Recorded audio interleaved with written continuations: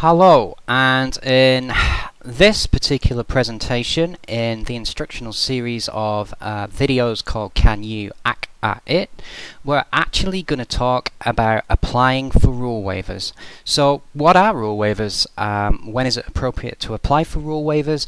And should you just complete one without informing me, so then the next contact I have with you regarding that rule waiver is the actual form sitting in my inbox?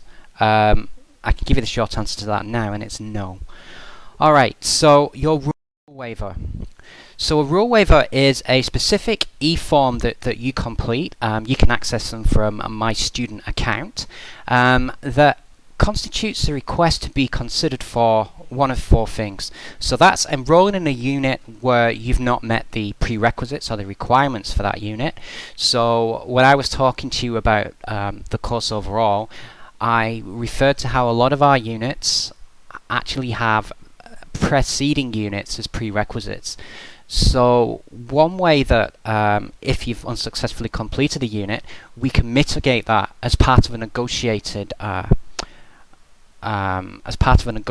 progression plan is to submit a rule waiver. So it removes that course rule that's usually required, that relates to having a prerequisite and actually allows you to enroll in that unit. But that's not just something that you can decide to do for yourselves. It's something that we actually agree on when we meet to discuss your progression plan as necessary. Another reason for a rule waiver is to enroll in more than the maximum permitted credit points for a teaching session. So you will remember that is 40 credit points. So in some extreme situations, and these are very rare situations, it is possible to submit a rule waiver to complete a total of 50 credit points in one semester. And I say that's very rare because one thing that we need to be mindful of is that you can get clashes between timetables. It can affect which lessons you can actually attend, and there's only very rare circumstances where it's possible to do that. And so more often than not, when I get a rule waiver request for 50 credit points where the student's not met with me beforehand to discuss it, where we've not negotiated or agreed on any kind of plan, I have no option but to reject it. Okay, it's also a rule waiver is also used for where you wish to enroll in a unit that is not part of your home campus. So some units, such as communication and health, they are offered at Penrith as well as Campbelltown campus, but your unit enrollment is always set to your home campus. So that means you'd have to enroll in the unit at Campbelltown campus. Depending on your location, it may be more convenient for you to enroll in that unit on the Penrith campus, in which case you can send me a rule waiver actually requesting that, provided that there is sufficient space available in the unit on another campus. I'm quite happy to grant rule waivers for such a reason. Alright, and then also another reason that a rule waiver is used is for enrolling in a unit after the self-enrollment period of a session. So after week 2, if you wish to enroll in a unit, the only way we can do it is for you to submit a rule waiver to me, and then for me to accept that rule waiver, which will allow you to be added to the unit. Now, usually there's no problems with doing that for a lot of the units, core units. I do have to negotiate and check with the unit coordinators concerned before I can actually process such a rule waiver for you, but it gets a bit more serious if we find ourselves in a situation where it's one of our podiatry specific units. So it's not always possible to add after week 2 to a podiatry specific unit because you've missed things like tutorials, you've missed things like practicals, and they actually count as those 1,000 clinical hours that I previously told you about. Now, what a rule waiver can't do is enroll you in a unit if you don't meet the special requirements for that unit. So in the past, I've had rule waivers submitted by students to enroll in our podiatry specific units, such as podiatry preclinical or PodPrac 1, and the assumption has been on the part of the student that they can actually circumvent the requirements, circumvent the need for the special requirements to actually enroll in the unit. That's not possible. There is absolutely nothing anybody can do to enroll you in are clinically focused podiatry specific units where special requirements are required, there's nothing anybody can do to actually enroll you in a unit where those special requirements are needed. It's a case of you making sure that you have your special requirements in order, submitted to Student Central with the student undertaking signed, so that then you can enroll in the unit. And you cannot, under any circumstances, use a rule waiver to enroll in a unit after census date. That's just not possible. So, just to reinforce what I'm saying, a rule waiver is not one of these three things. So, firstly, it is not a way of enrolling in a podiatry unit when you do not meet the special requirements, as I specified.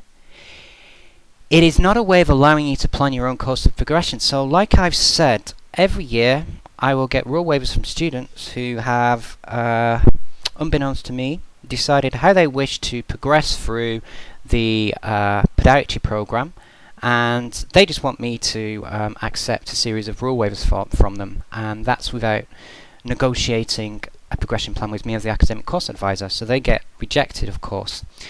And a rule waiver can never be used to enroll in a unit once the census date has passed. In actual fact, once we start to move substantially beyond week 2, even before you get to the census date, it becomes increasingly unlikely that a rule waiver can be used to enroll you in a unit, because you've just missed too much. By the time we get to week 5, it is just not at all possible to enroll, even though census date hasn't passed. So, what I want us all to agree on right now is the following.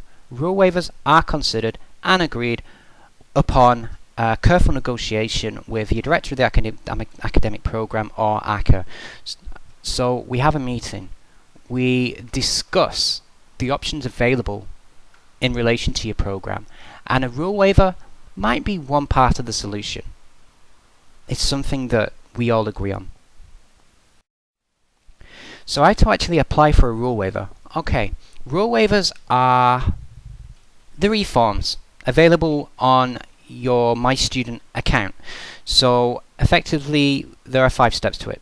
You log into Western Central Student Portal, go to the links page, select the eForms link from the list. You then enter a system called the eForms Center, find forms, search for rule waiver request, and then the form will open as a PDF, and then you just complete that PDF on your PC. If you don't actually have Adobe Reader, it's a free piece of software, then you can go to the Adobe website and actually download it.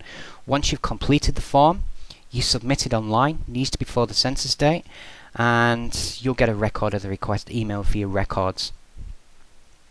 Alright, what happens then is that rule waiver then comes to me, and I open that rule waiver e-form that you've completed. I'm not surprised to see it, because you know that you should only submit a rule waiver once you've carefully negotiated it with myself and or our DAP, Debbie Turner, and then I process that rule waiver. It's usually extremely quick, so usually the same day or within a few days of receiving it, I'll have actually processed that rule waiver, and then you will receive notification of the outcome of the rule waiver to your student account. Okay, now to avoid disappointment, whenever you submit a rule waiver, it's important that we do meet to discuss the purpose of that rule waiver to begin with. And if you've got any questions in relation to rule waivers, you can ask myself, or I've actually put a link at the bottom of this slide where you can actually watch a video on how to submit a rule waiver. Okay, as always, any questions about rule waivers, course in general, then please feel free to get in touch. You can call me, you can email me, or you can actually just swing by my office, and I'll see you there and then if I have the time, or we can arrange a meeting. Okay, so any questions about your elective, course, special requirements, book compliance, as I've stated previously in our other videos, they're actually available in this folder. Alright, thank you for listening.